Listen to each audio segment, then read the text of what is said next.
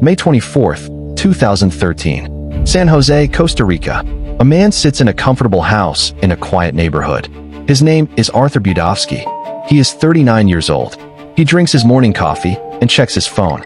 Outside, birds sing in the tropical trees. The neighborhood is calm, ordinary, the kind of place where nothing ever happens. By noon, his world is gone. Police in 3 countries move simultaneously.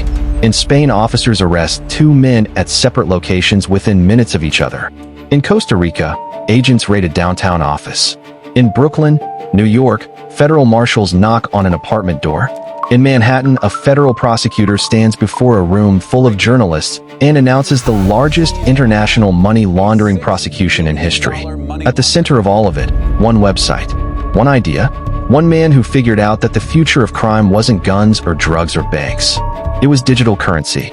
And he built a system so perfectly designed for criminals that over 1 million people used it. Drug traffickers, identity thieves, hackers, fraud rings, child exploitation networks, all of them moving money through the same invisible pipe. The system was called Liberty Reserve, and between 2006 and 2013 it processed $6 billion in criminal funds without anyone showing a single piece of real identification. How do you build the bank of choice for the entire criminal underworld? And how do you hide it in plain sight for 7 years? Brooklyn, New York, 1990s. Arthur Budovsky arrives in the United States as a young Ukrainian immigrant. He is quiet, studious, and extremely good with numbers. He settles in Brooklyn, gets his citizenship, and starts looking for opportunities. He finds them in the one place that is changing faster than any government can keep up with, the internet. By the early 2000s, Budovsky has discovered something that almost nobody else has noticed yet. The internet has a money problem. Banks are slow. Wire transfers take days. International payments are expensive and require real names, real accounts, real paper trails. But the internet moves in seconds. It doesn't care about borders. It doesn't care about business hours. And the people doing business on it, including a growing underground economy of hackers, fraudsters, and cybercriminals, need a way to move money that matches the speed and anonymity of the internet itself. Budovsky's first attempt at solving this problem is a company called Gold Age. The idea is simple. Customers deposit real money and receive digital currency backed by gold. They can send it to anyone, anywhere instantly and anonymously. No bank involvement, no paper trail, no questions asked. It works immediately. It works too well. By 2006, federal investigators are watching Gold Age closely. The customer base is not just privacy-conscious individuals or small businesses. It is overwhelmingly criminals, drug dealers, fraudsters, people moving stolen money across borders without touching the traditional banking system. In 2006, Budovsky is convicted of violating money transmission laws in the state of New York. He receives 5 years probation. He is told to shut it down. He does not shut it down. He does something much smarter. He moves. San Jose, Costa Rica, 2006. Arthur Budovsky lands in Costa Rica with one thing on his mind. He is going to rebuild everything he built before, but this time from outside the reach of American law. Costa Rica has no extradition treaty with the United States for financial crimes. Its financial regulations are loose. Its government is small and easily navigated. It is, for someone in Budovsky's position, close to perfect. He renounces his American citizenship. He becomes a Costa Rican citizen. He incorporates a new company with a name that sounds completely legitimate. Liberty Reserve SA. A digital currency exchange. Registered legally. Operating openly. Paying local taxes. On paper, it looks like a financial technology startup. In practice, it is something else entirely. The system works like this. A customer wants to move dirty money, cash from a drug sale, proceeds from a fraud scheme, stolen funds from a bank hack. They cannot walk into a bank with it. They cannot wire it internationally without triggering reporting requirements. They need a way to make it disappear into the financial system and come out clean on the other side. Liberty Reserve gives them that way. Step 1. The customer takes their dirty cash to a third-party exchanger, an independent operator, usually in a country with weak financial oversight, who accepts cash and converts it into Liberty Reserve currency. Liberty Reserves. LRs. A digital token pegged to the US dollar so the value stays stable. Step 2. The customer now has LRs in a Liberty Reserve account. The account was opened with nothing but an email address. No identity verification. No documents. No real name required. Budovsky's system literally allowed users to name their account's Russian hacker account, criminal. The system did not care. It accepted anything. Step 3. The customer sends LRs to another account, a supplier, a criminal partner, a corrupt official anywhere in the world. The transaction takes seconds. It costs 1% or $2.99, whichever is less. It leaves no trace connecting real people to real money. Step 4.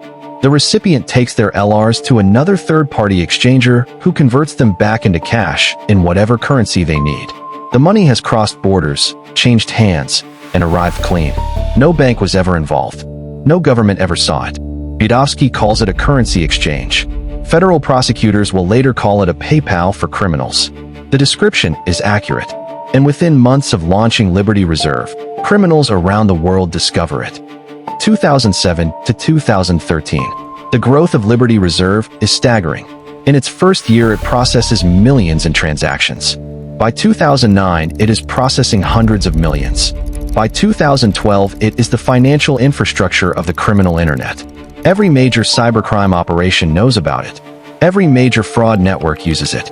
The same hackers stealing credit card numbers, the same fraudsters running Ponzi schemes, the same networks distributing stolen identity information.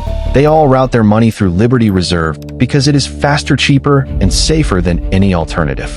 Drug trafficking organizations in South America use it to pay suppliers across borders. Eastern European hacking groups use it to pay for stolen credit card data purchased from American thieves.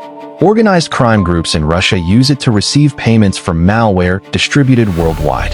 Child exploitation networks use it to conduct transactions no legitimate payment processor would ever touch. At its peak, Liberty Reserve has over 1 million registered users. It processes 55 million transactions. The total value of funds moved through the system reaches $6 billion. $6 billion. All of it moving invisibly through a website registered in Costa Rica, run by a man who technically does not exist as an American citizen anymore. Budovsky lives well in San Jose. He drives a nice car. He lives in a comfortable house. He employs a small team of technical staff and administrators who manage the platform's operations. He tells Costa Rican authorities he is running a legitimate financial technology business. When they begin asking questions, he tells them he has shut down certain operations. He has not shut down anything. He has simply moved the servers and restructured the corporate ownership through a series of shell companies spread across multiple countries. He is running the most successful criminal financial institution in the history of the internet. And for 7 years, nobody stops him. New York, 2012. A team of investigators at the Department of Homeland Security's El Dorado Task Force begins noticing a pattern. They are working on dozens of separate cybercrime cases: credit card fraud, bank hacking, identity theft, drug trafficking. The cases are different. The criminals are different. The countries involved are different. But the money always goes through the same place: Liberty Reserve. The name appears in case after case after case. Wire transfers from fraud operations in Eastern Europe. Payments between drug networks in South America. Proceeds from ATM hacking operations in New York. All of it routing through the same Costa Rica-based digital currency system. The investigators begin building a picture. They open Liberty Reserve accounts themselves, undercover, to test the system. They register an account under the name Joe Bogus. They describe the purpose of the account as for cocaine.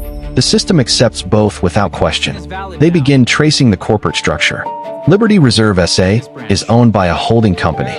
That company is owned by another company. That company is registered in a different country.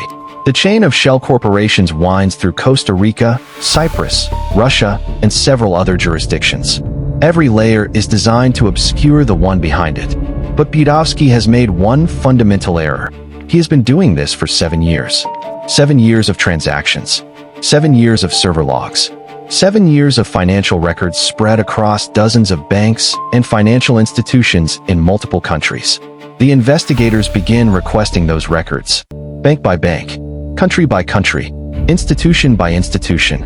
Over 20 financial institutions file reports. The records describe billions of dollars in transfers, staggering amounts moving through third-party exchangers and into Liberty Reserve accounts and back out again. The pattern is unmistakable and total. This is not a financial technology company with some criminal users. This is a criminal enterprise with a financial technology facade. In May 2013, the U.S. Treasury Department designates Liberty Reserve as a financial institution of primary money laundering concern. It is the first time in history that designation has been applied to a virtual currency provider. The designation is a kill switch. Every legitimate financial institution in the world is now prohibited from doing business with Liberty Reserve. The site cannot process transactions, cannot pay staff, cannot maintain servers. Within days of the designation being published, Liberty Reserve goes dark. On the same day the designation is announced, law enforcement in 17 countries moves simultaneously.